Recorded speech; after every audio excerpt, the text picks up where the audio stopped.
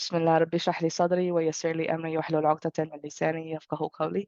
Assalamu alaikum everyone. I'm happy to have you here with me. There's going to be a Q&A session at the end, so try to hold on to your questions and then you could put them in the chat box towards the end when I open it up for Q&A. And even if it runs a little bit over an hour, I'm happy to stay behind to answer questions, inshallah. I am going to share my screen so you could see my slides. And I might occasionally cough because I'm still sick. Today, the presentation on is the connection between the body types and mental health. Like what's the connection between our, oops, not this one, hold on. Not this mode, this mode. What is the connection between body types and mental health, and how does this all affect us? So, oops.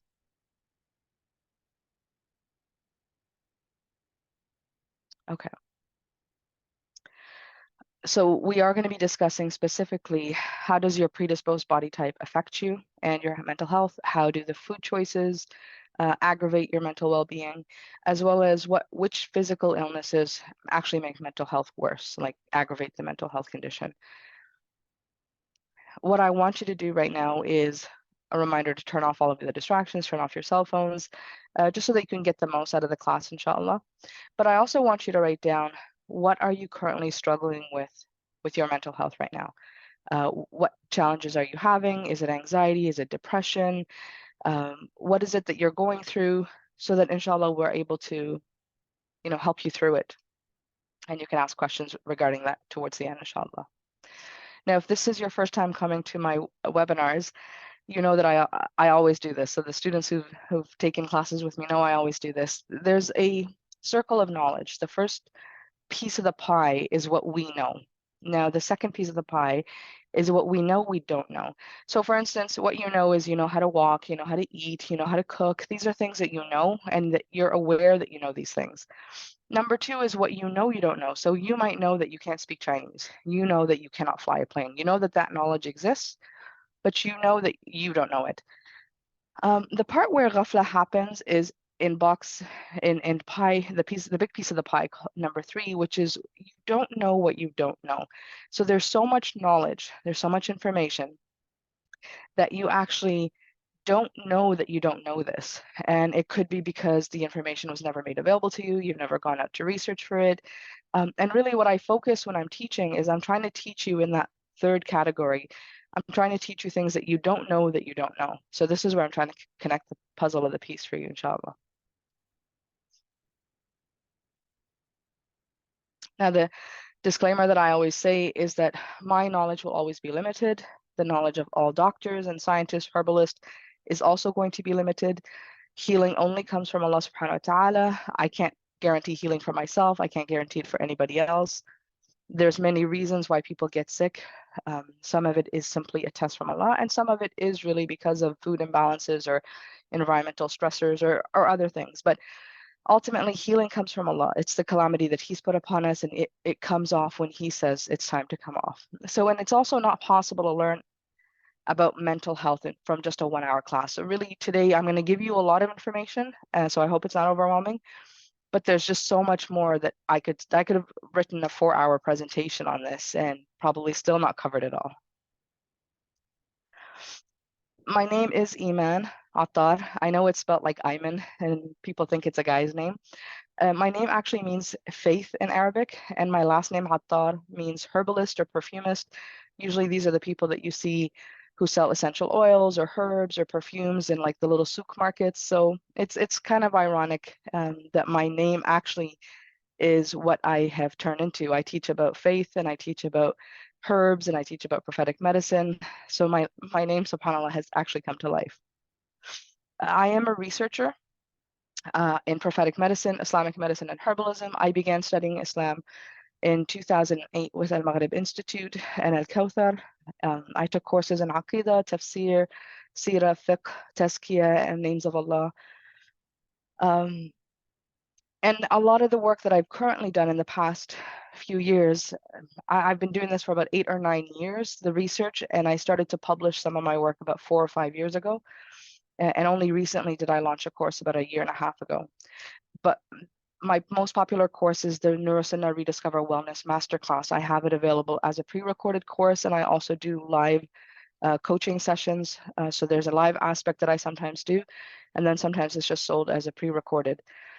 I also teach about the body types. There's a mini course on that. I have another course where I teach living by design, and this is really meant to help people know how to implement, like how to cook according to the season, what kind of foods, what kind of foods are okay to eat, and like so kind of undo all the things that Western nutrition has done.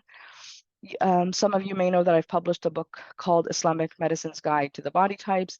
I also have a free ebook on my website called the Ramadan Remedy.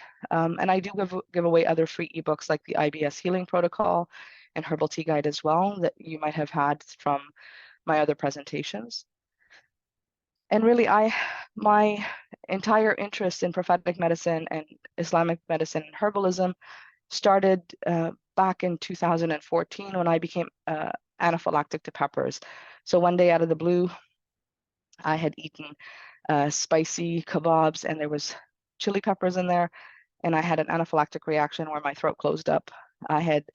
I was 3 weeks postpartum. I had a 3-week-old baby with me that I had to rush to the hospital with so that we could sort of figure out what was happening. I didn't know at the time what it was, and it actually took a few months of repeated allergic reactions before we figured out that it was an allergy to peppers. Unfortunately, there wasn't any testing that could be done because peppers are not common in the allergy testing. They do milk and wheat and peanuts and all these other things, but peppers is really a rare type of food allergy. So it really took time. And it was the catalyst that pushed me to start studying, researching. I ended up just going back to a book that I had on prophetic medicine, say, okay, how did this happen? How can I heal it? I don't want to live the rest of my life like this. And then that opened up a whole gateway to knowledge. I'm in the process of completing my herbalist diploma. I'm also getting my certification as a hijama specialist. And my interest in prophetic medicine and Islamic medicine and herbalism isn't complete. Like I continue to be a student. So I'm here today as your teacher, but I'm also a student. I will continue to study from every person I can just to expand on what I've learned, inshallah. So what does your predisposed body type, or how does your predisposed body type affect your mental health? I want you to think about what makes you you first, okay? There's two components to who you are. There's your physical self and there's your spiritual self. Now, these two distinct components, one of them is from the unseen world, which is your spiritual self, and the other one is from the physical, seen world, and that's your body.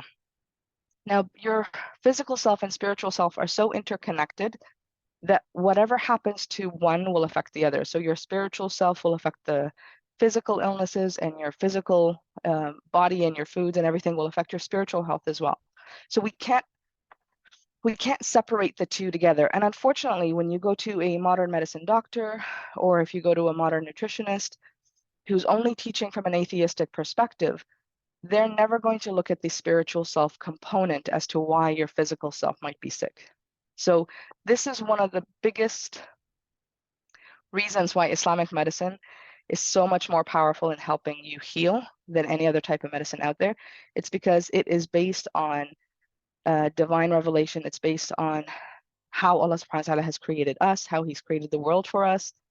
And us understanding ourselves is the first step to actually healing. The spiritual self is made up of 5 other components, so 5 categories. You have the ruh, which is the spirit, and there isn't much information revealed in the Quran and Sirah with regards to the spirit, so we don't delve into it too much. The qalb is called your spiritual heart. The nafs is your inner self. This is where your desires and your inclinations, all of these things are from the nafs. Then there's the aql, which is your intellect, where you make decisions. And then you have damir, which is your conscience. And a diseased spiritual heart and an undisciplined nafs is going to wreak havoc both on your physical being and your mental health. So it's really important to understand that if your mental health is suffering, it could be a spiritual issue that you need to rectify.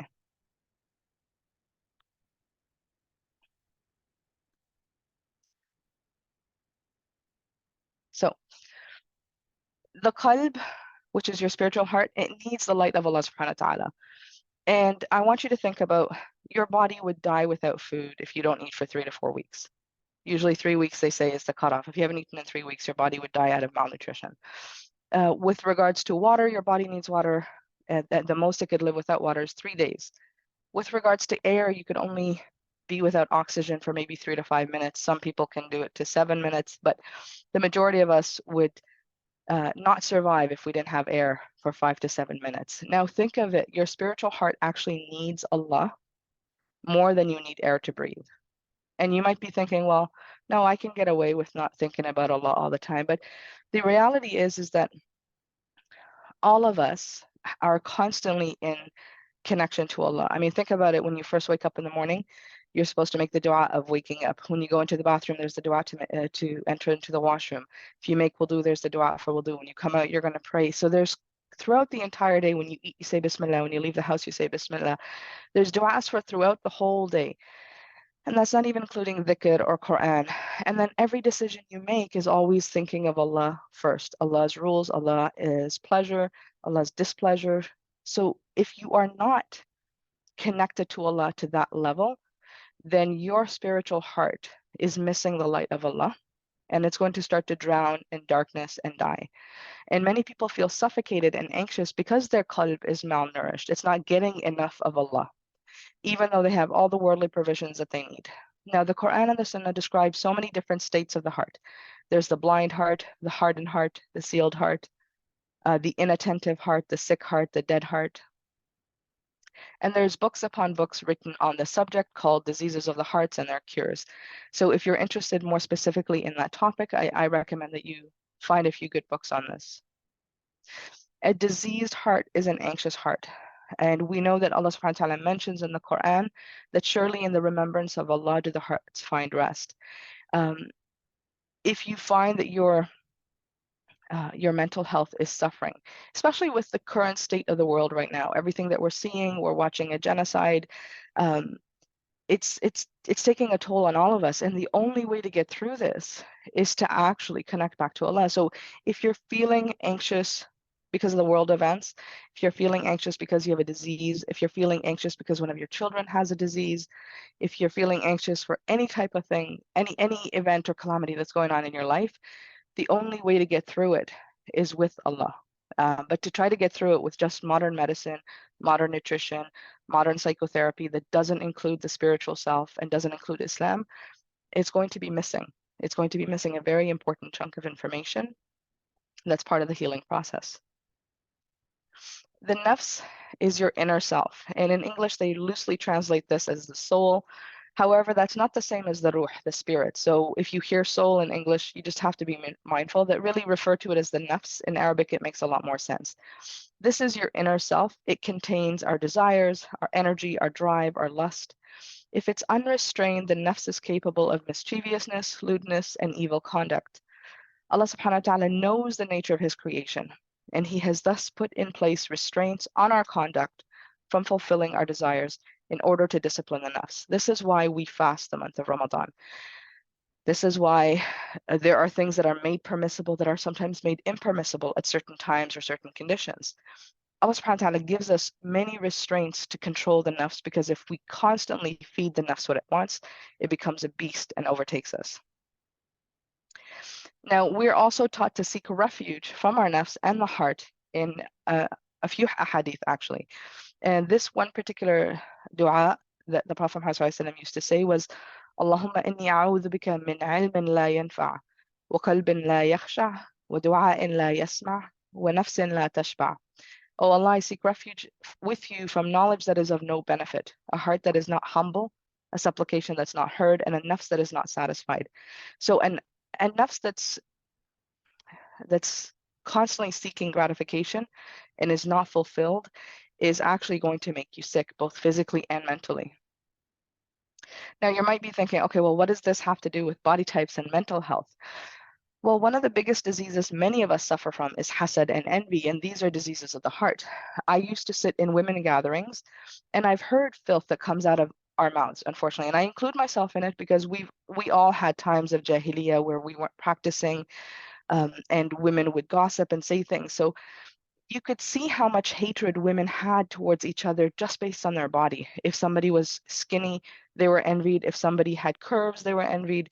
Um, people would say things like, oh, I wish she would get fat, or oh, she's anorexic, like just really toxic things that people say, unfortunately. How many phlegmatics and sanguines wish they had runway model body types, like of a melancholic body type? And how many want the Hollywood actress body type, like of that of a choleric? How many melancholic body types wish they had curves and muscular structure of a phlegmatic or a sanguine? Our own dissatisfaction with what has been decreed for us breeds disease that festers and grows and only further aggravates our own mental health. Ask yourself, are you happy with your body type? Are you happy with your hair texture or your skin color? Are you happy with your height? When you see someone who has a body that you actually like, or hair or skin, do you feel jealousy towards them? Or do you say, Allahumma barik lahum, may Allah subhanahu wa ta'ala increase their blessings in it? Have you ever wished that a skinny person gains weight because she can eat whatever she wants? You're just like, oh, I hope she gains weight. If you have these types of thoughts that run through your head, if you're dissatisfied with yourself and envious of someone else, these are from the diseases of the heart. Up until about 16 years ago, and that was the time where I started studying Islam, I was actually very insecure with my looks. I was very dissatisfied with what Allah subhanahu wa ta'ala had chosen for me. I was not happy to be a phlegmatic body type. I did not want to be a phlegmatic body type. In fact, I worked out for months and months and months and lost a lot of weight. But because my structure was a larger bone structure and a larger muscle structure, I was never going to be able to achieve that model thin look that I was trying to achieve, and it drove me crazy. It was then that I also realized that it was my own sins that were actually creating the dissatisfaction and pain of me accepting my own body type. Now, there are sins of the eyes. And if you're looking at other women's bodies and their aura, you're actually being sinful. And even if you think, well, I'm a woman, she's a woman, and it's permissible for me to see her without hijab, yes. And you might be thinking, why would I be looking at her aura? Because you might think the aura is just the private parts. But the truth is, if you're watching movies, if you're reading fitness magazines, if you're watching music videos, if you're watching TikTok videos of women dancing or men pumping iron or doing whatever they're doing, a lot of their body that's exposed is actually not supposed to be exposed to us. Even a woman seeing another woman's aura, so there's certain aspects of her body we're not supposed to see. And if you're seeing women dressed immodestly and their body is exposed and you're not lowering your gaze, then you're most likely allowing the poison to enter your heart and to create the dissatisfaction that you're feeling. Now, again, there's hadith about comparing ourselves to others. Allah subhanahu wa ta'ala has covered everything.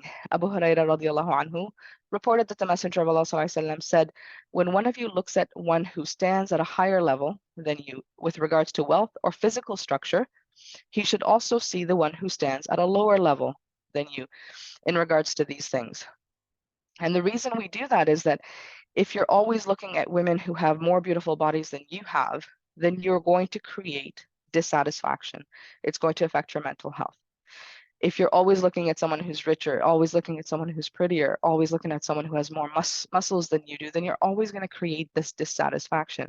And really, one of the best ways is to eliminate that. So I went through a phase where I stopped buying fitness magazines. I stopped looking at Hollywood actresses and actors. I really cut out all that filth from my eyes so that I wasn't allowing myself to be poisoned with it. And we know that whatever affliction befalls us, it's because of what our own two hands have done, right? Allah subhanahu wa ta'ala mentions that in the Quran, that sometimes the afflictions and the pain and suffering that we're going through is actually because of something we're doing that brings it onto ourselves. So this is something where you have to do some self-reflection. If you're struggling with your body image, if you're struggling with your self-esteem, your insecurity, your confidence, you have to look at what sins are you doing that are contributing to this. And if you were to remove them, how would you heal from it? And for me, one of them was actually wearing the hijab. It was at that moment in my life that I said, I need to stop revealing myself and stop competing and stop really putting myself in that competition. And I just removed myself, both physically and mentally, from that space. Now, the 4 body types that I teach, they have there's something called anabolism and catabolism. And I'm going to explain this because these are medical terms and things that they teach in nutrition and science, and it might be new to you, but just hear me out. The melancholic body type is obviously the skinniest. It has the smallest bone structure and the smallest muscles and has the least amount of fat. Whereas the phlegmatic body type has the bigger bone structure and muscles, and can hold on and create a lot more fat and hold on to a lot more fat. So catabolism is what takes larger structures like proteins and fats and tissues, so the foods that you eat, and it breaks them down into smaller units such as cells and fatty acids so that your body can use it.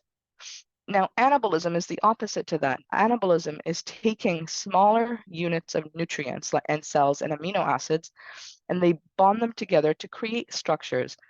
So a choleric body type is considered a catabolic body type because it has the ability to break down nutrition and absorb from the nutrition a lot, which is why a lot of choleric body types end up with high cholesterol, heart disease, diabetes, because they might be eating too much and their body's absorbing too much from the food.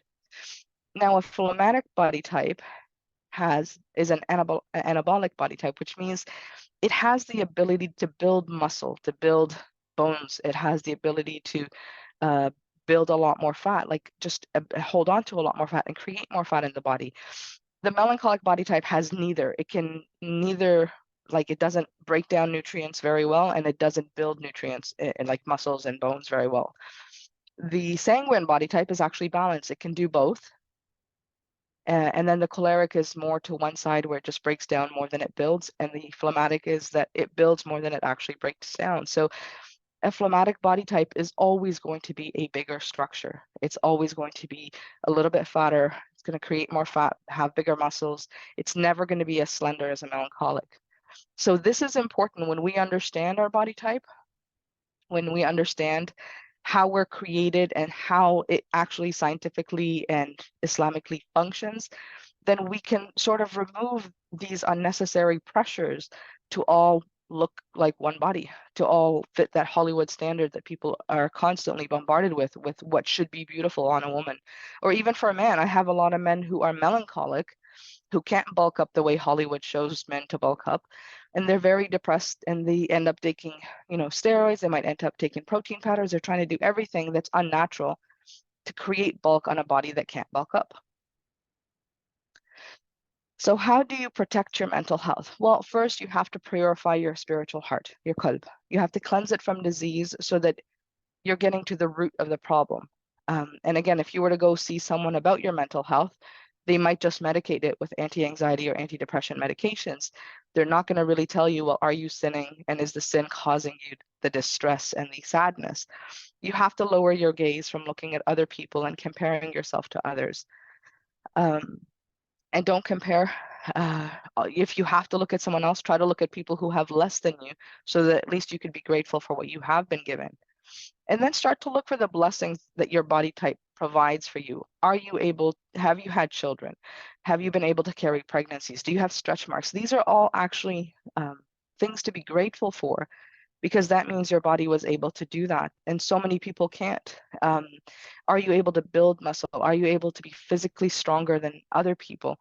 So you have to sort of look at yourself and give yourself the opportunity to be grateful for what you have and not compare it to what, the fashion industry or music industry says that is how it should look. And you know what? I've coached a lot of women. I do a lot of health coaching.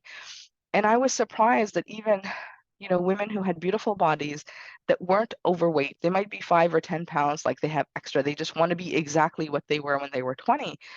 And I said, look, you've had kids, you're in your 40s, like to have 5-10 pounds is normal. This is not unreasonable. But this constant pressure to lose the weight creates so much stress for them that they just can't enjoy their food. They can't enjoy life because that's always on their mind. And if you want to increase your own mental health and your own satisfaction with your own body, then make dua for others that have something that you like, asking Allah to increase them in the blessing when you see something that you wish you had for yourself. This is a way that Allah creates more satisfaction for you within your own body.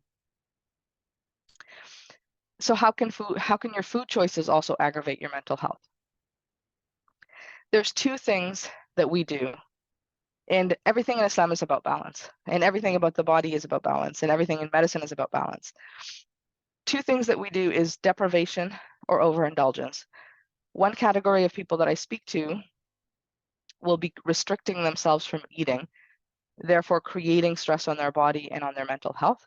And on the flip side, there are people who are overindulging in foods and also damaging their body and their mental health. So if a person is not nourishing the body with halal and tayyib foods that Allah subhanahu wa ta'ala has created for us, and they're only eating a very restricted diet like vegan or keto, then their nafs and their body will scream for what it needs. On the flip side, if you're only feeding your body whatever the nafs desires and you're not nourishing it with healthy food choices, then this is going to create a physical imbalance that will cause disease, as well as an addiction to food that's going to affect your mental health. We're designed to eat from the earth. And Allah subhanahu wa ta'ala says in Surah Abasa, let people consider their food, how we pour down rain in abundance and meticulously split the earth open for sprouts, causing grain to grow in it, as well as grapes and greens, olives and palm trees, and dense orchards and fruits and fodder, all as a means of sustenance for you and your family. So I mean, this summarizes all the foods, subhanAllah. Like there's so many foods in here that we can eat. We're supposed to eat grains. Yes, that includes wheat. You know, gluten is not all bad. Fruits, yes, carbs, greens, olives, palm trees, like in fruit orchards. These are things that are meant to nourish you and to heal you. And so many people who are on these restricted diets, especially keto, where they can't have carbohydrates and they can't have fruits and there's just so much restriction, they're actually damaging their gut flora. They're also damaging their mental health. They're going against the fitra, so the body and the mind sort of fight you for the decisions that you're making. So you're not going to feel at peace. And again, it always goes back to dissatisfaction. If you're dissatisfied with your body type and your physical structure, then you may be tempted to restrict your diet in order to lose weight. So you might be depriving yourself of wheat or milk or meat or carbohydrates in order to lose the weight and feel better. However, this becomes a vicious cycle of only making you feel worse. You feel deprived and unhappy with the food in order to look skinny. And if you're not skinny, then you're unhappy with your appearance, and you are continually stuck in a state of dissatisfaction and ingratitude. You can never be happy if you're not satisfied with what you're given. You will always be stuck in this loop of, I need to be something else to be happy. Whereas I'm saying that Allah subhanahu wa ta'ala wants you to be happy with what he's given you, even if it doesn't fit the norms that society is trying to push towards us. Unfortunately, the only time people snap out of this is when they lose their health, when the weight is no longer the focus, and now they just want to be healthy again. If they have a disease, or if they have some illness, or they get cancer, now they're concerned about their health and not the weight anymore. Now they don't care about whether they're skinny or not. And this is a disease that plagues the entire world. It doesn't matter which country you're from, people are very obsessed with their weight. And again, it's caused by movies, the modeling industries, and businesses that try to capitalize on our own insecurities. So whether it's the makeup or fashion industries, they're always trying to make you feel insecure so that you need their product to feel secure, or you need their vitamins, or you need their protein powders, or you need something to buy from them in order for you to feel better about yourself. But Allah subhanahu wa ta'ala frees us from all of that because he's given us everything our body needs straight from the earth.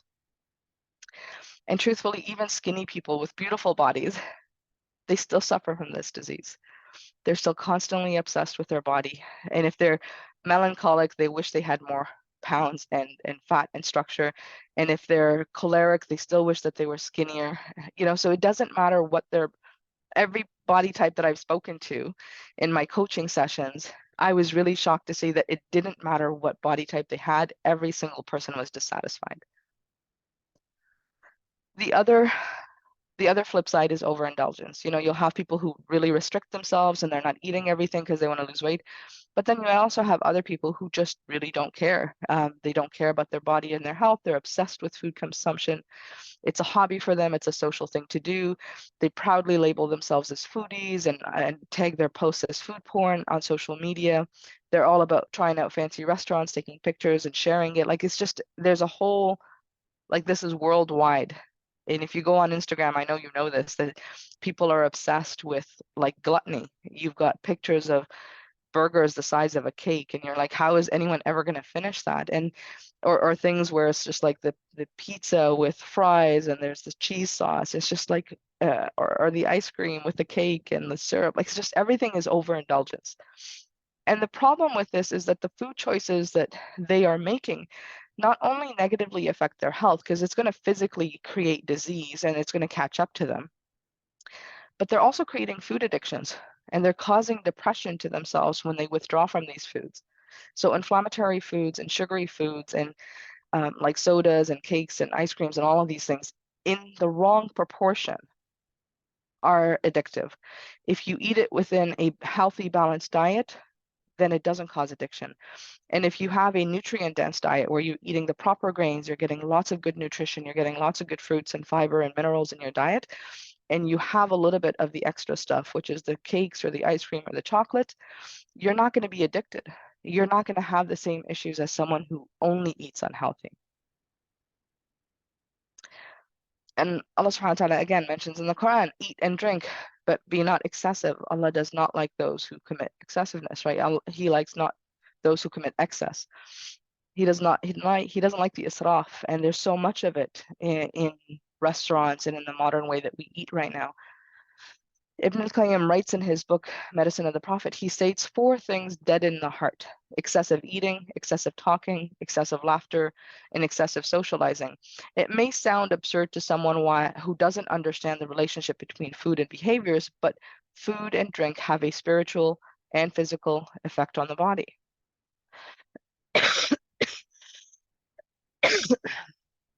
Excuse me.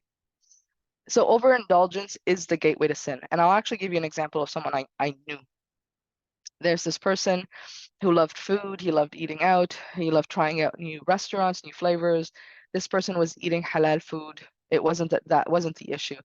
The issue was that this person was constantly trying to feed their foodie desire.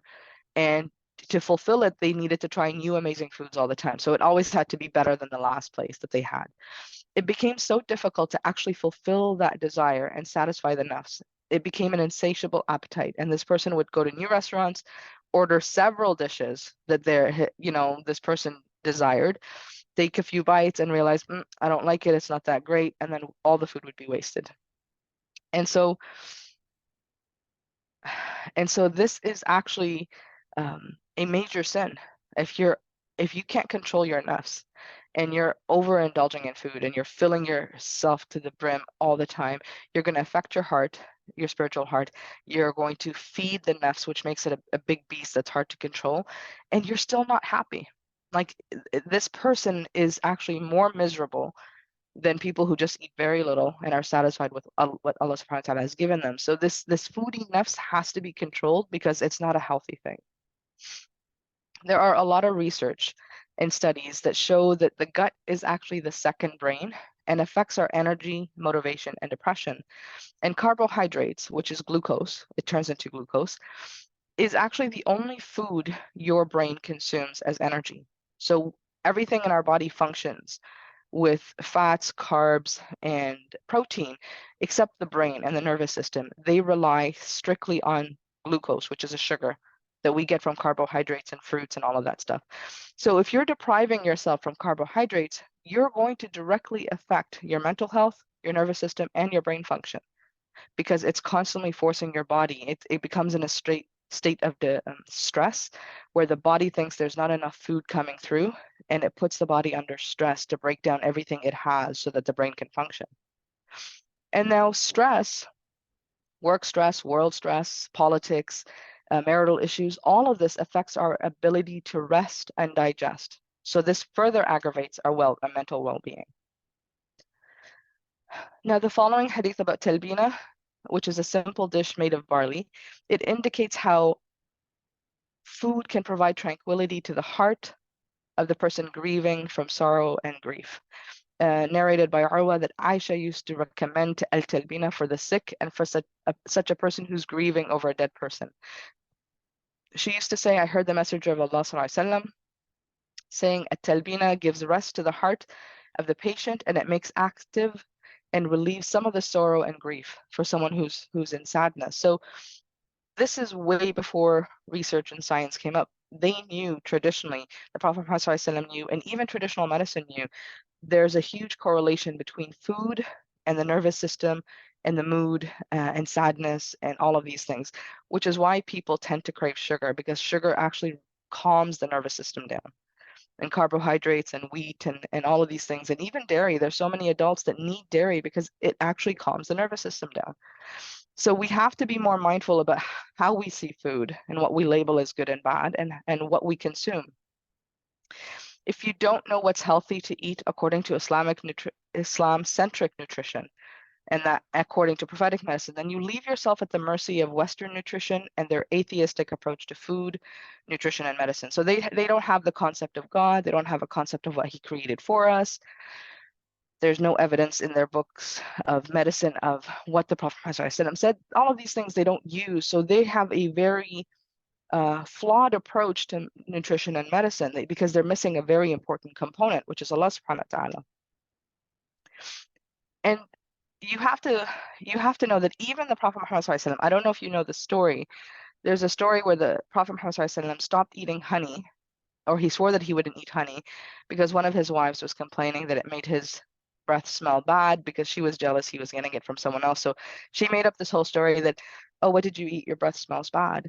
And he said, I just ate honey from such a place. And he goes, well, if it makes my breath smell bad, I'm going to give it up because I don't want to have that. So subhanAllah, he stopped eating honey, and Allah subhanahu wa ta'ala reveals an ayah in Surah Al-Tahrim directly at him, and obviously setting the standard for us, saying, O Prophet, why do you prohibit yourself from what Allah has made lawful to you, seeking to please your wives, and Allah is all forgiving, most merciful. So how many of us have made haram things that Allah subhanahu wa ta'ala has made halal? Have you given up wheat? Have you given up dairy? Have you given up meat? What have you restricted in your diet that's been made halal for you because you're following some trend or some diet or some health guru that the West is pushing? And it's important to keep in mind that we cannot make haram what Allah has made halal for us. Now, if a particular food makes you sick, like I have an allergy to peppers, I can't eat peppers. I'm not making it haram for myself. I cannot eat it because of the illness that I will incur. That's completely different from me saying, oh, I'm not going to eat meat because meat is bad and it's, bad to the animals, it's cruel, it's all of these things. I'm making haram what Allah has made halal. Now, I don't have to eat a lot of meat, but I can't make it haram on myself. Can I just ask everyone to mute themselves?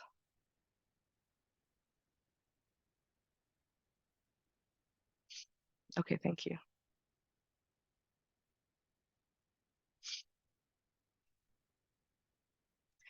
So what food choices can you make that are going to improve your mental health?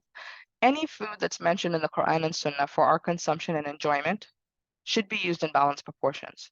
And these foods have a special status in prophetic medicine. So when Allah subhanahu wa ta'ala mentions milk in the Quran, and he mentions wheat and meat, and he mentions grapes and pomegranates and olives, there is a particular reason why they are mentioned. These are considered prophetic superfoods, and they are not equated to other foods. And there's even a specific ayah in the Quran where the Israelites were complaining to Musa radiallahu alayhi salam that that they weren't happy with the food of al-manna wa salwa that they were repeatedly eating that Allah had given them. And they wanted lentils, they wanted onions, they wanted garlic, they wanted cucumbers. This is mentioned in Surah Al-Baqarah. And so they actually asked Musa alayhi salam for the other foods. And he says, Allah has given you better and you're asking for that which is less. So there are ranks of what is more nutritious, what is better for you Islamically in terms of food compared to what maybe Western medicine or Western nutrition is pushing. And so don't restrict your diet in a way that creates a burden and difficulty for you, for yourself, when Allah subhanahu wa ta'ala has made everything halal except what he made haram. So if you crave something sweet, don't make it like, don't punish yourself if you crave something sweet. Don't guilt yourself because you have that.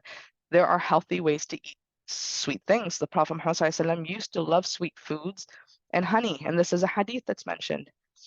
Again, what we consume, how we consume it, the proportions, the dosage that we're taking is sometimes the problem. But don't create this guilt, because it affects your mental health and it affects your gut, and then it just becomes a spiral downwards. The other thing is, don't overindulge in food, because if you make food the center of your life while neglecting that the Sunnah says it should only be 1/3 of your stomach that's used for food, then you're going to overindulge. You're going to eat way more than your body needs. Then you're going to have mental health issues and physical health issues. The last one that we're going to cover is which physical illnesses worsen mental health conditions. And again, diseases and mental health really go hand in hand. So any disease, there's gut-related diseases. So any food-related disease, whether it's diabetes or cholesterol or food allergies or irritable bowel, anything that's going to negatively affect your mental health will be food related as well, because you constantly have to worry, oh, is my blood sugar going to go too high? Am I going to get an allergic reaction? Is my IBS going to flare up? So this creates anxiety. So if you have food related diseases, you're going to have more anxiety to begin with, just because of the diseases that you have. So gut related diseases create more issues. But then calamities in general, like what we're facing right now, watching the genocide in Palestine, or living in an oppressive marriage, or if you're losing your ability to walk or see, this is also going to create anxiety and depression if it's not managed properly. And Islam, alhamdulillah, has ways for us to manage these things that can help us go through it. The gut, an old Arab proverb, and it's not a hadith, this is a proverb that the Arabs used to say, is the stomach is the home of disease, and restraint is the basis of remedy. So even mental health diseases are often rooted in the gut. It is a downward spiral. So overeating or restricted diet can create an imbalance that might trigger IBS or infections or metabolic diseases. Then the medications required to manage the disease further destroys the gut microbiome, further aggravating the entire well-being, both physical and mental and spiritual. The imbalanced gut flora creates poor absorption of nutrients, improper hormone production, and then affects the mental well-being. So you're going to be in a constant spiral downwards if you don't know how to stop it and how to reverse the direction that you're going in. There is something called the brain-gut axis. And so think of it this way. There's like a communication highway between your gut and your brain. And they are constantly sending messages back and forth to each other through neurons, nerves, hormones, and the immune system. Your gut produces chemicals that affect your mood, such as serotonin, and it also changes changes in your gut can also affect your mood. So if you are not eating properly, you might have a depressed mood, or you might not feel so good. And this is why people who are hungry are often called hangry, because that hunger inside of their system is their body screaming like, I'm like gonna die if I don't eat. I need you to feed me something. And so people can be very agitated if they're not fed. So we can't separate the gut and food consumption from how we feel mentally, emotionally, and all of these things. Stress also upsets the gut, and the unhappy gut then sends stress signals to your brain. So that further makes the brain think, oh my God, there's danger. Like if the gut is stressed, then the digestion doesn't happen properly, then you're not absorbing any nutrients. Like this just, again, all of these can really get out of balance very easily, which is why it's important to at least know. So I canceled the session to do the webinar 2 weeks ago because I knew I didn't have the physical health and the mental health to do the course. I did not want to stress myself. I didn't want to put myself in a situation where I was going to make my mental health worse by going through with it. And even though I'm physically sick right now, my mental health is a lot stronger because I used these 2 weeks to actually focus on rebuilding that. And that's where I think it's important that if you learn these things, it's going to help you identify it, know what to do with it, and rebuild it so that it's not cascading for years. You're able to like nip it in the butt immediately. Inflammation also impacts your gut. So the problem in your gut that leads to inflammation is also linked to mental health issues like depression and anxiety. It's like a fire inside of the gut that's spreading everywhere. And so again, the body is connected. It knows when there's distress in one place and it affects everywhere else. We know that healing comes from Allah subhanahu wa ta'ala, and we are required to take means such as hijama or herbs or honey or fasting or Quranic therapy. There's so many different things that Allah subhanahu wa ta'ala has given us for healing. It's our job to learn these things and then learn how to implement them. Our biggest weakness, unfortunately, is that we live in a time of misinformation. There's intentional deceptive marketing in order to fatten pockets of wealthy entrepreneurs that neither have God consciousness or mercy. We are literally being lied to with marketing gimmicks. I mean, you look at packages and they will say really dishonest things. And then when you break down the wording, you're like, wait a minute, that was misleading because it made me think that it was healthy, but it's actually not healthy. It's just essentially sugarcoating what's in there. So we have to be very vigilant. We have to rethink food. We have to rethink where we're getting our knowledge about food, who we're getting it from. And there's a lot of corruption in how our food is being produced. And there's actually 2 ayat in the Quran that I like because it specifically mentions this, that there are some hypocrites who impress you with their views regarding worldly affairs and openly call upon Allah to witness that their heart is what is in their hearts, yet they are the worst adversaries. They are your worst adversaries. And when they leave you, they strive throughout the land to spread mischief in it and destroy crops and cattle. And Allah does not like mischief. If you can think, there's so many big food industry companies that are, what they do to the animals is cruel, and what they're feeding our animals is very disturbing, because that in turn will become our food when we're consuming the meat and milk of what they're producing. And they could, they could say all the right things, but unfortunately, if you don't do your homework properly, if you don't do your proper research, if you don't know where you're getting your food from, you're going to fall you're going to fall for their lies and their deception. Knowledge is really what sets you free. It's what sets all of us free. So when you have an Islam-centric approach to knowledge, so much of the falsehood disappears and the truth becomes very clear. You become an informed consumer, knowing what truly is best for you and your family. You become empowered to use the things that Allah subhanahu wa ta'ala has given us as healing with confidence and certainty. And you'll also find that your iman, your tawakkul, and your sakina increasing.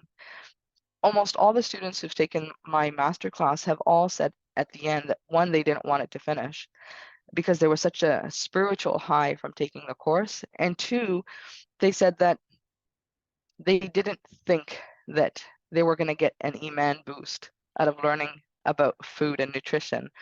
But when you really connect things back to Allah, you find yourself a lot more centered and grounded. I even had a doctor who took the course and said to me, she says, you've changed the way I see everything, because I always looked at it from scientific based, is there an evidence for this? But now I have to filter everything through Islam first. Like, what does Allah say about this? Before I say, what does the science, evidence-based article say about this? So it really helped change her perspective on how she was seeing her own patients. Everyone knows the surah Iqra. Allah subhanahu wa ta'ala tells us, read, O Prophet, in the name of your Lord who created humans from a clinging clot. Read, and your Lord is the most generous, who taught by the pen, taught humanity what they knew not. And you know that from Surah Al-Baqarah, Allah subhanahu wa ta'ala mentions that he asked the angels to name everything that he had created, and they could not. They said, we don't know what it is, but he had taught Adam the names of everything. This is a huge indicator that knowledge is power, and knowledge is what elevated us above the angels and above shaitan, is that Allah subhanahu wa ta'ala taught Adam the names of everything. We have to focus on knowledge. And this isn't to say that you need to take my course. There's so much knowledge out there. There's free lectures, there's books, there's so much knowledge that you can get. I'm just saying that you need to dedicate time to study so that you're able to separate truth from falsehood. So if you want to improve your mental health, you want to focus on healthy, balanced diets according to the Islam-centric nutrition and medicine. You want to rebuild your gut flora, because usually that's one of the biggest reasons why we suffer from mental health issues. You want to learn how to use herbs to reduce stress, to boost immunity, and to alleviate anxiety. You need to read, study, listen to lectures. Give yourself 1 to 2 hours a week where you're learning about health and disease from any source, whether you're learning about how the heart functions, or you're learning what metabolism means, or it could be from any source, so long as you're dedicating an hour to 2 hours every week learning, because you'll find that in a year and 2 years, 5 years, those incremental hours add up, and you're going to have so much more confidence and knowledge about how your body works and how to take care of your family. And then push yourself to a higher level with Allah subhanahu wa ta'ala. Read more Quran, do more dhikr, show more gratitude, give more charity. Really just try to step back from being in the rat race of what everyone else is in, and just step back and look at your life and think about how blessed are you for the body type and for the health that you have and for where you are right now in your life. And then try to see what can you do to push it higher with Allah. Because at the end of the day, that's all that matters. That's all that matters, is our relationship to Allah and where it's going to take us. Because health will come and go. Friends will come and go. Spouses will come and go. Like, everything changes in your life. The only constant from the time you're in your mother's belly to your life, to your in the grave, to Yawm al-Qiyamah, to Jannah, inshallah, the only constant is that our relationship to Allah is always there. So I want to hear from you. Was this webinar beneficial? Did anyone learn anything?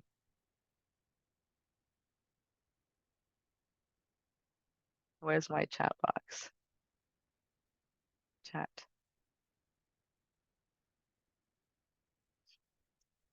Are you guys still there? Yep. You guys want to share any gems, anything that you learned that you really benefited from? Any aha moments? Assalamu alaikum. Alaikum salam. I decided not to take notes because you have so much information, and I know I'm going to listen to it again. So, but a lot of it makes sense to me, and I got a lot out of it. Alhamdulillah. Alhamdulillah. Any other feedback? Yeah, assalamu alaikum.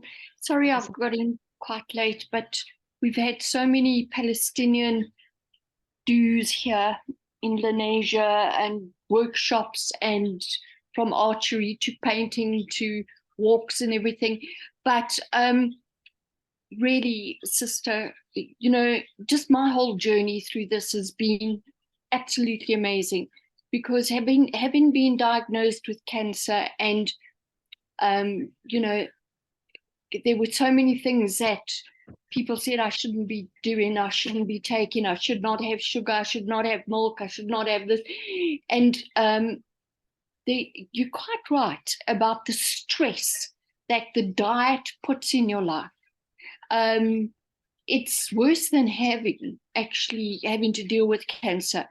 So I think from the beginning of doing your course right up until now, it has been the most incredible journey in my life. I've enjoyed every single moment. And wherever I go, I'm talking about it. I think I'm driving everybody mad around me, but because I feel it's just so important. But everything, you know, just being able to have a bit of sugar, have milk, and that, and having the intention that, you know, Allah Ta'ala has said, yes, I can do this. Yes, I can have this. Yes, I can. And that has been an incredible paradigm shift. And I'm very, very grateful for it. And it's also eased my family relationships, because I became very intense with my cancer diet. Right. Yeah, so and also it's exactly like you said, you know, just the study of the hadith, and more Quran, and more research, and, you know, just finding out more about it. It has been absolutely amazing for me. Absolutely. Jazakallah khairan. Jazakallah khairan. That, you know, it helps me to know when you guys give me feedback, it helps me to know whether these sessions are beneficial, and obviously whether to do more of them, or, you know, what to change. So this is why I like to ask for the feedback. So The other thing I want to mention before I go to the Q&A is that I am relaunching the Nurasunna live coaching masterclass. So if you want me to be your mentor, if you want me to be there with you as I guide you through the process of relearning about your body, relearning about food, reconnecting to Allah through food, and you want to have access to me through live coaching sessions as well as on the WhatsApp group, then I highly recommend that you sign up for the live masterclass that starts on November 25th. So that's 2 weeks from now. It's exactly the same time. So whatever time you were signing in from, it starts at the exact same time. It runs for 6 Saturdays. And the WhatsApp group it's really 24/7. I usually take Saturday, Sunday off, but for 6 weeks you have access to asking questions. So as you're implementing the knowledge, I'm there to hold your hand throughout the whole process. And you could register for the masterclass at propheticmedicine.com/masterclass. If you don't want to be in the live, there is a pre-recorded course that you could do on your own. If you want to be in the live, then you get direct access to me, inshallah.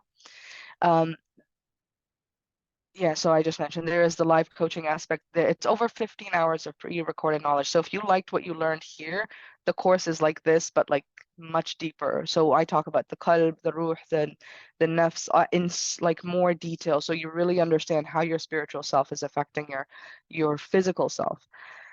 There is a certificate of completion at the end. There are no exams. This doesn't make you a practitioner. This does allow you to really just learn how to heal yourself and how to connect to Allah and how to understand foods and understand your body. So it's just more about shifting that narrative of what's been told to us for 30, 40, 50 years, and then reconnecting back to Allah and learning through foods, through Allah, and then from there learning how to use herbs in our lives. So it really is practical and filled with gems, inshallah. Now, if you answered yes to any of these, then you should enroll. If you want to connect to Allah subhanahu wa ta'ala on a deeper level with food, disease, and healing, then I recommend the course for you. If you want to learn how to use herbal remedies, if you want to learn the truth about milk, meat, and wheat from an Islamic-centric approach, then this course is for you. If you want to revive prophetic medicine and Islamic medicine within your own home and community, so many of my students have said, like, the stress of eating has changed in my house because the relationship to my kids and how they eat is completely changed after this course, and my children's interest in prophetic remedies and foods and fruits and trying new things has completely changed after taking this course. And if you want to know more about your body type and the food temperaments and how all of this interacts together, inshallah, we cover all of that in the course. The first 5 people who register for the masterclass during this webinar. So if you sign up right now before the webinar finishes, then I do include a 30-minute complimentary coaching session. So the first 5 students will get 30 minutes of my time where we could talk about their own health issues, their own dietary challenges. That we'll do that, inshallah. And if you don't have time to study over a span of 6 weeks, but you still want some guidance and advice and mentorship, I do offer one-on-one coaching sessions, but by request only. So you would have to email me at aiman@nurasunna.com. This is not open to the public because my schedule is very busy. I've decided that I'm only going to take it by request. So if someone has specific need and they can't take the course, then I'm happy to make the time for them.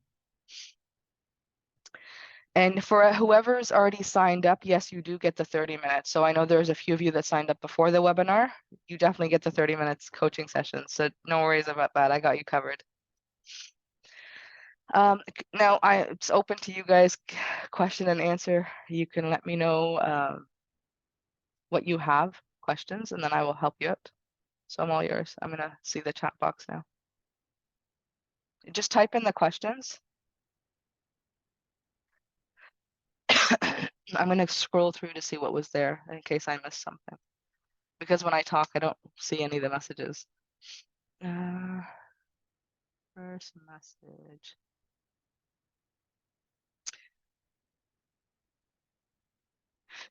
Should you stick to body type diets? So really, Allah subhanahu wa ta'ala wants you to eat from everything. The only reason why I emphasize learning the body types is that you will know which foods are going to aggravate you. So for instance, because I'm a phlegmatic body type, I'm very cautious as to how much milk and dairy products I will consume because I know that that's going to affect me. That doesn't mean I can't have it, but I can't have 3 or 4 cups of milk in a day. I might limit myself to just 1 cup of milk a day so that I don't aggravate my condition. Someone who's choleric, for instance, might really crave hot, spicy foods all the time. I normally recommend that they should balance it out by eating more cooling foods, more foods that moisten them. So maybe incorporating more dairy into their diet, or incorporating things like cold salads. I mean, they tend to really want hot, spicy all the time. So the food, the body types isn't meant to restrict you to just one type of diet. You're allowed to eat everything, but you want to know what foods will aggravate you. So those are the things that you're going to be careful with.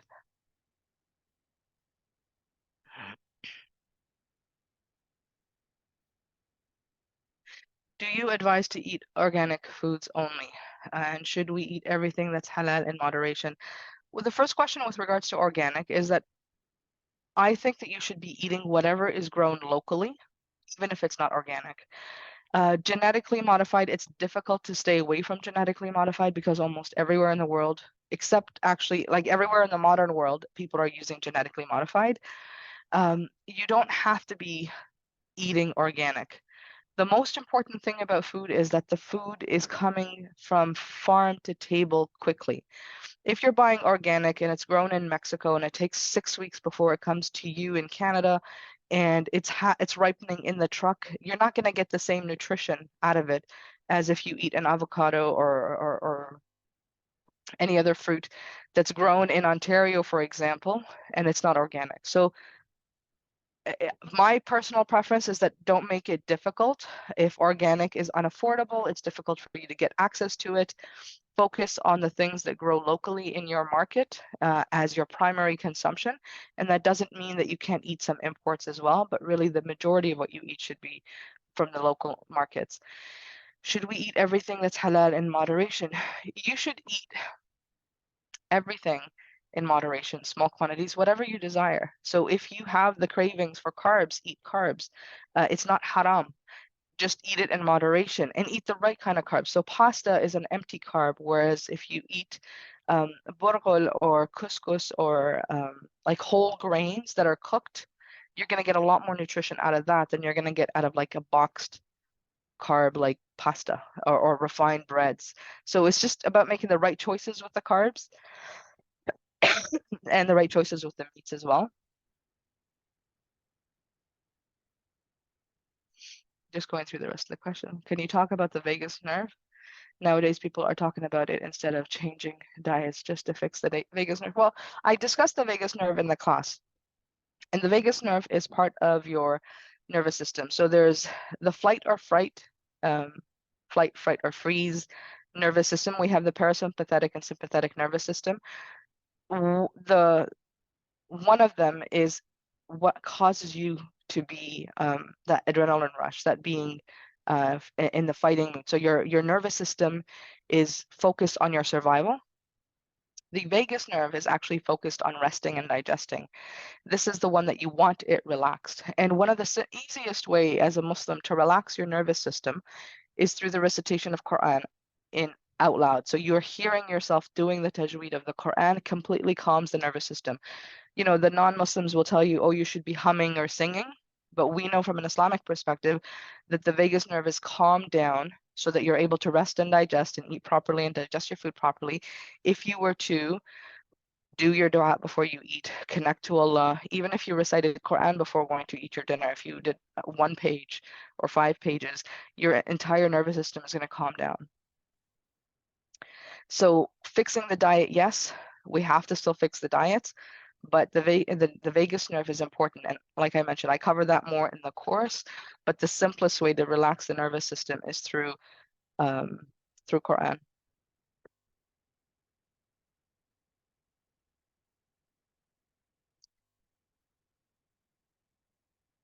I'm just reading your questions.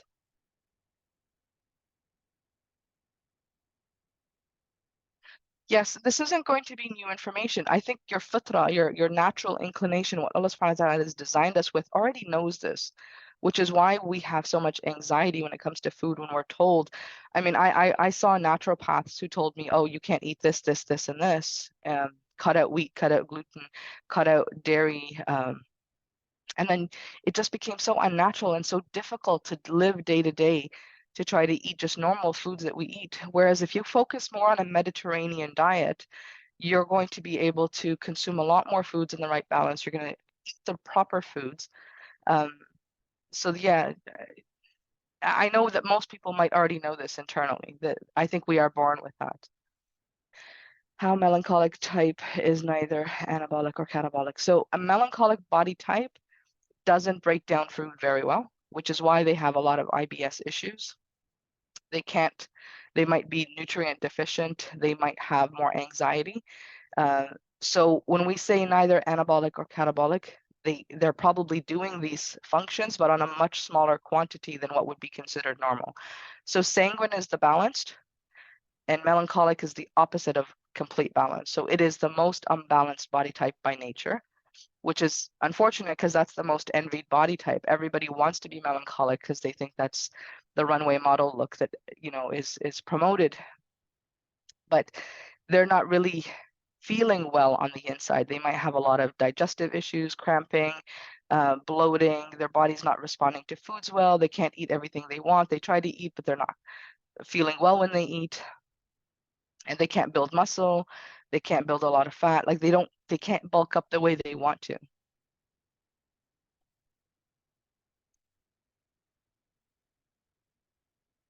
Is there any specific link between how foods affect the body types differently, or is it just how the body types use the food?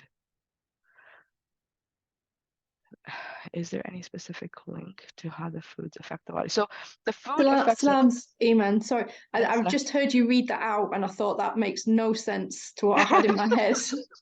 Trying to make sense of it. I mean, obviously, we're just with the title of the webinar being how body types affect your mental health, or however it's worded. And I know you mentioned how the body types use the nutrients in food, you know, take them or absorb them quicker. But is there any relation then to the foods affecting your mental health in different body types? Is what I was getting at. So I think that no problem. Jazakallah khair for clarifying it. So I think the answer is that Allah subhanahu wa ta'ala has made foods to benefit all of us equally. Some body types may not be absorbing the nutrients equally. So that's the only difference. There aren't enough studies because nobody really practices this whole body type. Like, this is knowledge that they kind of abandoned a long time ago. I'm trying to see if I could do some research studies on how the gut flora of different body types, what it actually looks like. Because I think a melancholic body type, their gut flora is going to be very different from like choleric, sanguine, and phlegmatic. So I think that the body types probably affect the gut flora, like the natural disposition that we all have. So every body type is going to have a different type of gut flora than the other. And so therefore the foods that we eat aren't going to be responding, like they're not going to be interacting with the body the exact same way. And you can see that there are people who will eat a certain type of food and say, I don't feel well. Like, my body just doesn't respond well to this food. Whereas other body types are like, oh my God, this just makes me feel so much better. And like spicy foods, there are people who eat spicy foods and they actually lose their appetite. They're not hungry. It makes them upset. Like, their whole body reacts to spicy foods negatively. Whereas some, it's just like, oh my God, I can eat so much of this. Like, it makes me feel so energetic and happy and like complete different mood based on eating spicy versus non-spicy. So I don't think there's enough studies. Inshallah, we will get to the point one day where I can do these kind of studies to show how the actual body type affects the gut flora and how the foods then affect each body type differently. I hope I answered that. Yes, thank you. That makes a lot of sense. Thank you. I'm a hijama specialist, and many of my clients' issues and ailments are definitely linked to the diet, to which I always recommend the Nurasunna course. Okay, Jazakallah khairan. So that they can heal themselves alongside using hijama treatment. Yeah, Jazakallah khairan. Yes, I do. I mean, I created a course because I believe that there was a need for people to know. This is stuff that I had to learn on my own. throughout these years in order for me to help heal myself and heal my family. And I explained the detail of the history, like of all the challenges that I went through and why I got to the place that I got to here.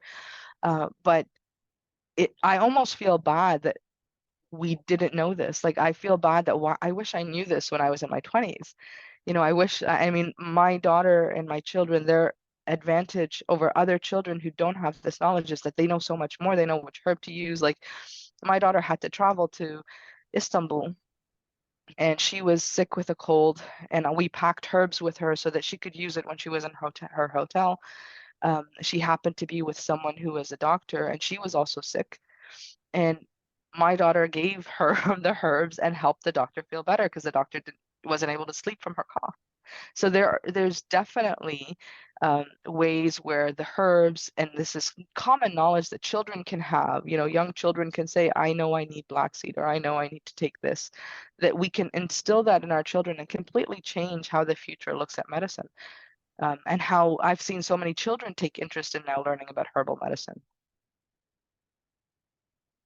Yes, so anyone who already signed up for the course, you will get your 30 minutes, inshallah. I do cap it off at 5, so I will go through the sequence of all who registered based on the entry and then give you the 30 minutes, inshallah, based on that. So if you signed up before the masterclass, before the webinar, you will get your 30 minutes, inshallah. If you want to sign up, I'm going to leave the, let me just give you the links here.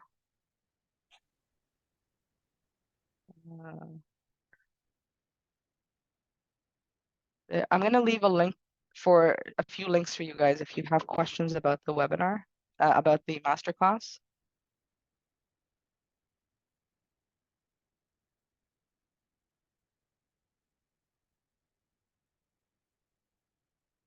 So that's a WhatsApp link. If anyone has specific questions about the masterclass and what it includes, you can join that WhatsApp group. This isn't the WhatsApp group for the course. There is a course WhatsApp group that's already set up. This is more for inquiries, like you want to know what's included. Will we discuss this? Will we learn that? What if I miss this? Like all the questions that you have, so that you don't have to email me one at a time. I've created a WhatsApp group where you can ask me questions there. Anybody who wants to purchase the masterclass will find it at propheticmedicine.com/masterclass. And then anyone who wants to actually book a one-on-one consultation with me, you'll have to email me at aiman@nurasunna.com in order to request, and then I can see whether I have time in my schedule, and depending on what your requirements are, what you need, then we can do that, schedule that as well. So let me go back to your questions.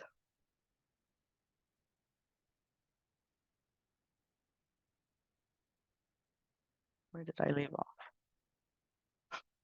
1 second. Should we? Okay, so there.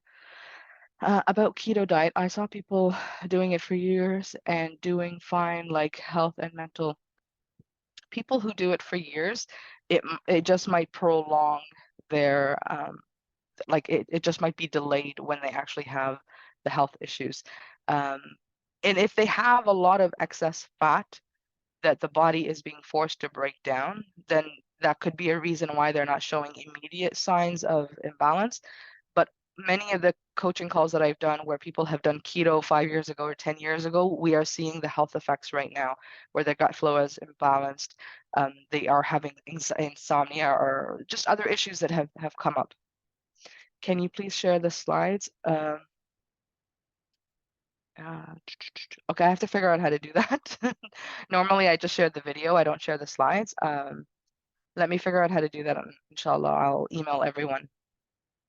Do you advise to eat only organic food, or should we eat everything halal in moderation? I already answered that.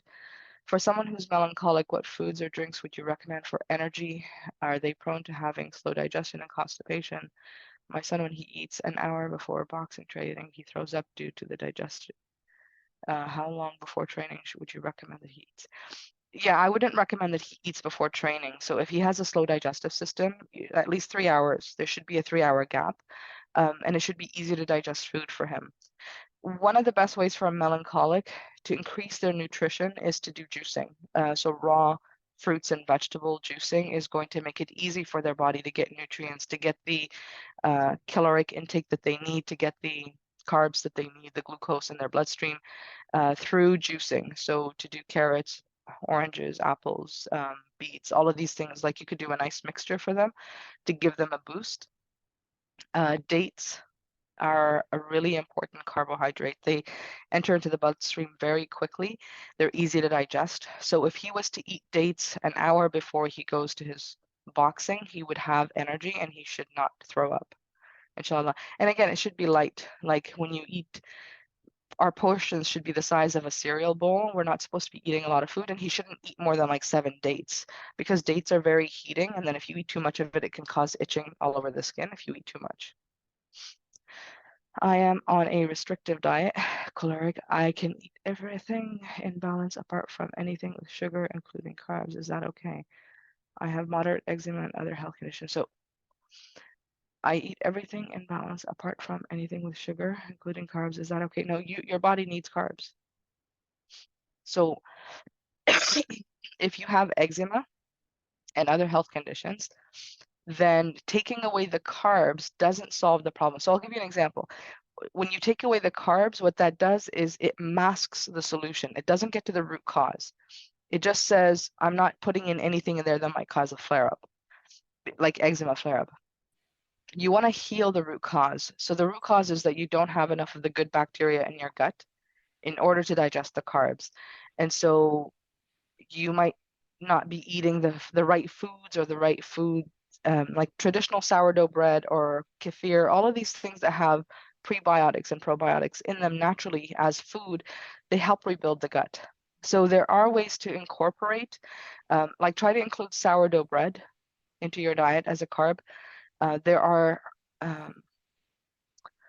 There's probiotics that you should be taking. There's also a probiotic called S. boulardii, and I'll put that in the chat. S. boulardii. Sorry, and that was my question. Sure. So I've been told that eczema, so I have eczema and rosacea and psoriasis, I have all three. I've been told because it could be fungus related, if I cut off sugars like fruits, carbs, all sorts, or sugars, it would help to heal it. Right, but that's not, yes, it's true, but it's not also entirely true, because these are the same carbs that need to feed the good gut flora. So if you have too much yeast, if you have excessive yeast, then S. boulardii is a type of yeast that you would take that kills off the bad yeast, so it helps rebalance the yeast in your intestinal tract. Oh, So right, okay. so instead of removing all the carbs, because remember the carbs, the chickpeas, the lentils, all of these things that have sugars, the fruits, they actually feed the good gut bacteria. So if you don't put it in your system, you're not providing them the food that they need to grow. You're just killing the yeast, but you're not actually repopulating the good bacteria. The only reason why yeast grows is that when we take an antibiotic or prescription medication, the good bacteria and bad bacteria die, only the yeast remains. The yeast takes over the real estate. It takes over all the land in your intestines. The only way to control that is by putting the yeast that's going to control that overgrowth and then reintroducing the good bacteria. So honey is a prebiotic and a probiotic. It actually helps rebuild the good gut flora. Olives, fermented food, sourdough bread, kefir. You have to do it in small doses to just slowly rebuild it. But inshallah, anyone who's got candida can get rid of it and rebuild it without being on an extreme diet that you have to cut out all carbs.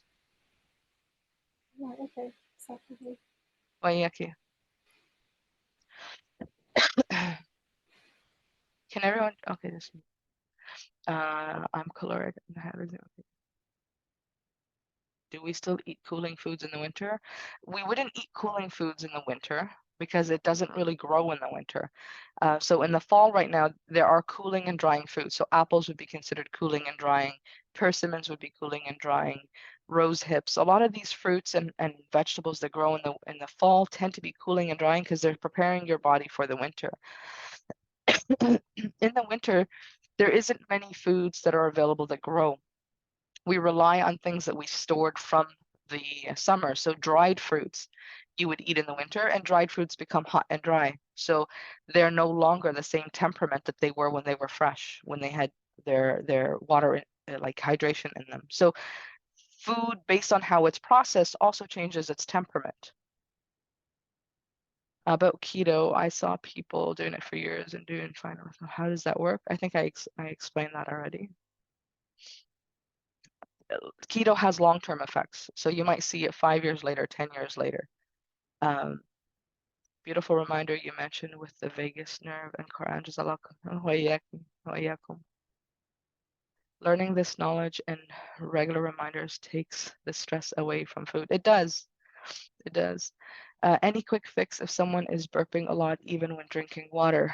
So if you're having trouble even digesting water, then obviously there might be excessive yeast there. There's definitely something off balance, but black seed and herbal teas like sage or fennel that help the digestive system move is going to improve that, inshallah. So don't drink water on its own if you can't digest water. You have to drink more herbal tea in order for that to enter into your system and actually nourish you, but also help alleviate the indigestion that you have. And then sometimes changing the temperature of the water. Some people do better with cold water and some people do better with hot water. So if you're unable to drink like room temperature water, try warming it up the way the Asians in China do. They will sip on hot water. And other cultures also do cold water, which I find is a lot easier to digest. Even though it's cold, it actually is a lot easier to digest than just room temperature water. Are there any specific foods that make melancholic body types tired? So anything that's hard to digest is going to take away energy from the body. And this is for anybody. So if people are eating foods that are very heavy, they get what they call itis. And that's because they've overeaten or they've eaten really heavy foods. Now the body can't even have enough energy to let it do other stuff. You need to actually lay down to let your body just focus on digestion. So smaller meals that have carbohydrates, especially for melancholics, that are easy to digest is going to give them the most energy. Any books that you would recommend based on this topic? Unfortunately, there aren't any. There aren't any packaged like this. So this is why I've been working on my book for the past few years, and I'm almost there, but I'm still not there because I still find that I want to make sure I've got all the right pieces and I've answered all the questions. There are several books that you could read, but you're kind of like learning one thing at a time. You might be learning about food temperaments from one. You might be learning about you have to learn all the modern medicine stuff separately because no traditional Islamic medicine book teaches it. So Ibn Sina's books, Prophetic Medicine book, none of these will be taught in these books. So I've had to learn things from modern medicine. I've had to learn things from Islamic medicine. I've learned from Ayurveda. I've learned from traditional Chinese medicine. I've learned from hijama courses, herbalism courses, and I've sort of packaged that all together for you into one cohesive presentation. If you haven't read the medicine, Healing with the Medicine of the Prophet, I would recommend that you start there. And students in my class, I also give them a list of additional books that they could read. There's like the Traditional Healers Guide. There's a few other books that you could read, some from modern naturopaths and like modern medicine doctors, and some from traditional. I'm glad you're excited for November 25th. I am too. I will try to see if I can share the slides. I did the quiz on your website and found out that I'm melancholic and that we are prone to IBS anxiety. How can I manage IBS as a melancholic? So if you want to manage IBS as a melancholic, you want to make sure that you constantly are making sure that you're not constipated. And one of the best ways to do that is to take honey water first thing in the morning. Honey water is a prophetic remedy. The Prophet Muhammad used to like that as a drink. He would actually he liked it cold as well. So you would mix 1 tablespoon of honey in a cup of water. You would leave it to sit in the water overnight. You could put it in the fridge. Then first thing in the morning before you eat food, you eat that. And you drink that. And what that does is it kind of cleanses the entire digestive tract. It removes excess mucus. It warms up the digestive system. It allows it to start functioning better. And it flushes out anything in the bowel. So it's a mild laxative. So it just helps you gently go through. Focus on herbs like fennel, sage. These are things that are going to help you digest your food better. So pairing herbal teas with meals is very important, which is why I teach that in the course. It's going to help you know, like this is a heavy meal, this is a light meal. This is like if you just had dates and milk, you don't need a cup of herbal tea afterwards. But if you ate chicken and rice and curry and salad, you might need a herbal tea to help you digest that better.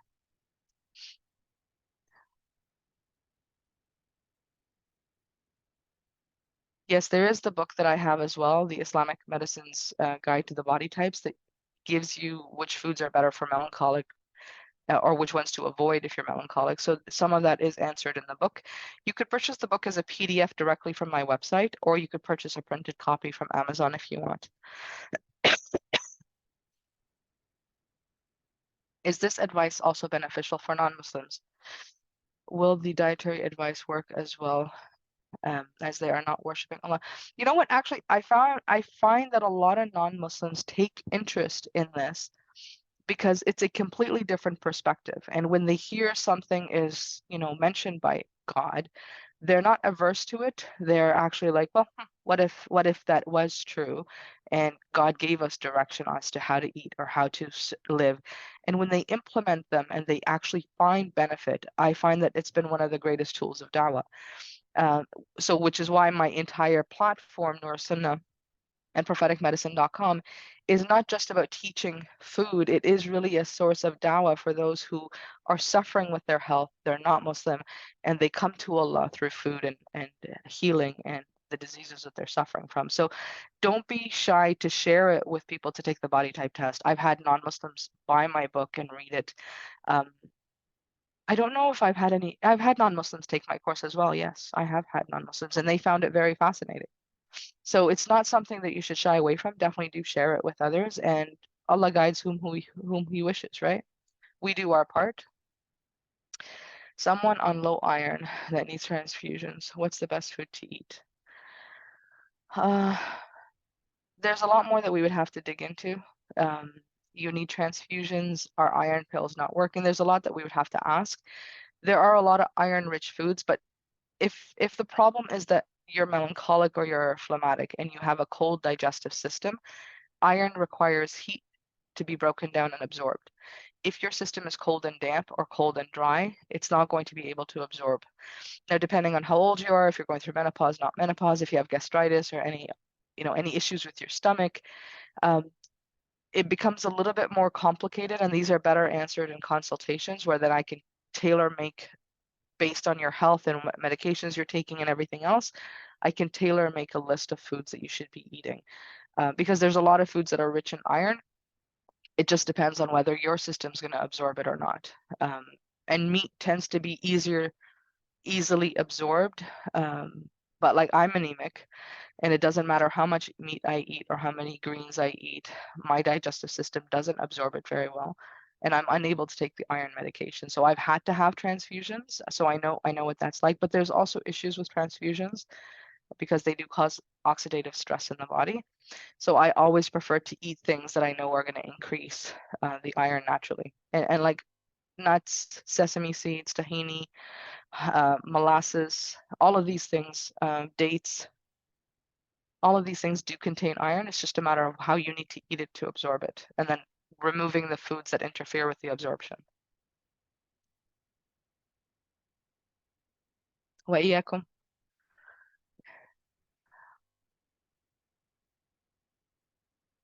So this is a common question. If you have several body types in your house, not everyone's one body type. You've got some phlegmatics, cholerics, melancholics. You cook the same food. It's just you try to make your food more balanced. You don't want to cook food that's extremely damp, and you don't want to cook foods that's extremely dry. And then they're going to take the proportions and the like. If you're serving one dish, then you want to make your dish a sanguine dish, meaning it's perfectly balanced. It's moist and it's warm. It's not going to dry them out. It's not going to cause dampness. And then if they eat it in the right quantity, it's suitable for everybody. So sanguine type foods that are warm and moist is perfect for everyone. As cholerics, they tend to gravitate more to hot and dry foods. Phlegmatics tend to gravitate more to cold and damp foods. So your job is to create one meal that's balanced that everyone can eat from. And then each person has to tweak based on their own imbalances. So for instance, if I'm serving rice with meat or chicken and yogurt on the side, I might eat less because I know that might aggravate me a little bit more than the rest of my family. So I tweak it based on that. And there's no reason why people can't supplement something small next to it. So I might make a beet salad for myself or something else that's simple to eat in order to balance my food out for me.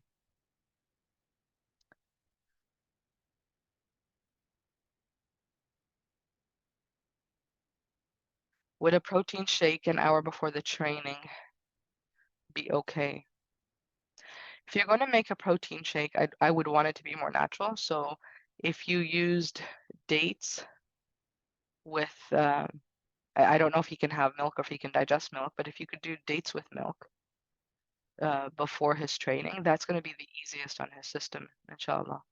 And then I don't know, again, milk might be heavy for a system. I just don't know how well he can digest it, but the dates and milk balance it out. So it shouldn't be too cold and damp, and it should be easily absorbed in his system, and it should give him some fiber and glucose and all of that stuff for his workouts. Can we get this yeast? I have an overgrowth. Where can we get this yeast? This yeast you can if you go to any pharmacy, depends on where you live, but any pharmacy will typically have it. You can get it from online as well if you have access to Amazon. It's called Espoulardi.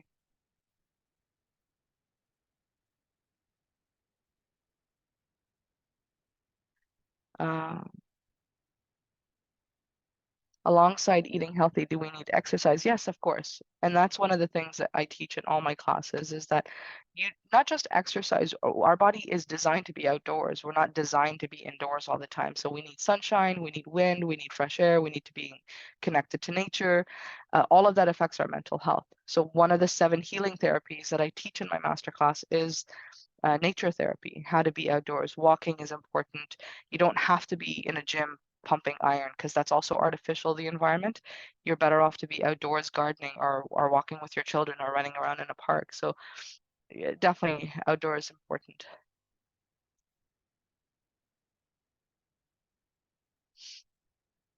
Can kefir be used as an alternative to Espoulardi, as I'm worried about taking probiotic in a pill form? No, Espoulardi is different from kefir, different types of strains of probiotics in it.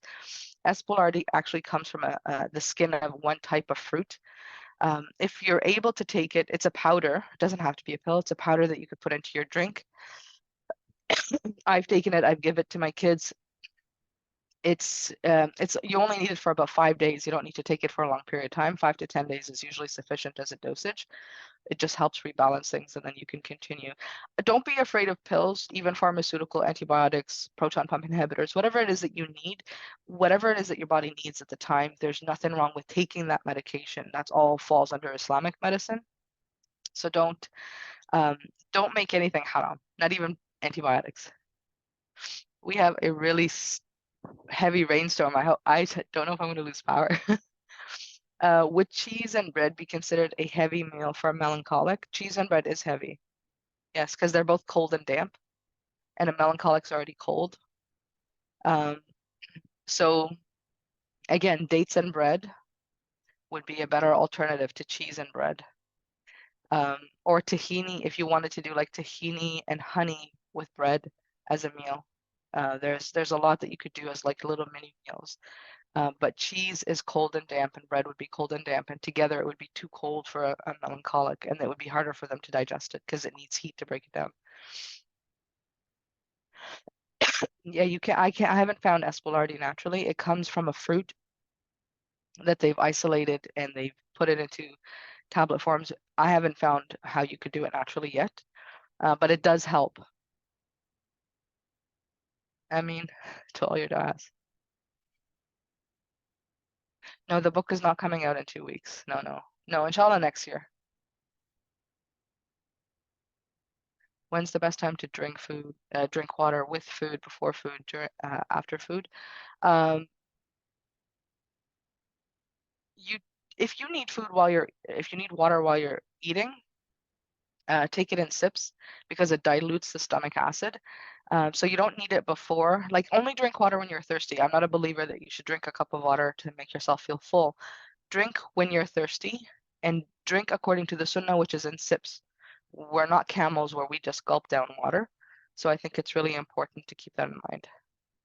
I'm just going to take a few more questions and sign off because I'm starting to lose my voice.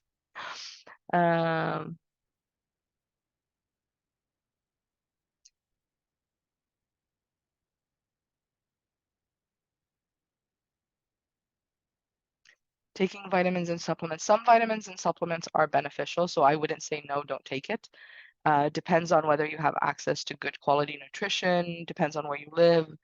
Some people need vitamin D supplementation, some people need vitamin C supplementation. So again, we don't throw out everything as bad. We try to get the majority from our foods. I don't know what liver is. It just says liver. Love this class. Okay, alhamdulillah, jazakumullah khairan.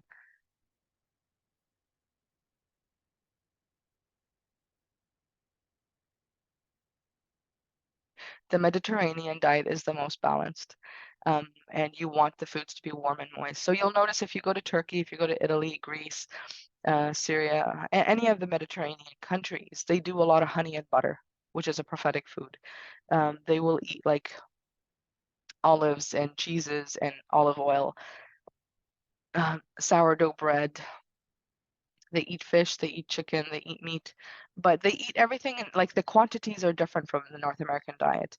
They eat a lot of greens. You're going to get a lot of herbs in your foods, your parsleys, your corianders, your arugulas. There's so much natural green foods in the Mediterranean diet. And I know I have a few students that are taking my Living by Design course. Just some of the recipes that I share in there, it's so simple to make these foods. They're filling, they're nutritious. You're getting so much more herbs. Like I really incorporate a lot of herbs in my foods, like breakfast, lunch, dinner. There's always a herb in our meal. And herbs work on the liver. They help you detoxify. They boost your nutrition. They have minerals and vitamins in them. So it's an important thing to incorporate.